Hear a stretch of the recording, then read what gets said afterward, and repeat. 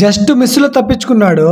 అసలు మ్యాటర్ ఏంటంటే మా విలేజ్ లో ఈ రోజు లాస్ట్ డే మొహరం లాస్ట్ రోజున 7 రోజులు వరుస కాల్చిన అగ్నిగుండంలోకి అయితే దిగుతారు. నేను కూడా అగ్నిగుండంలో దిగుదామని వెళ్ళాను. ఫస్ట్ అయితే ముజార్ అయితే దిగుతాడు. ముజార్ వెనకాల అందరూ అయితే వస్తారు.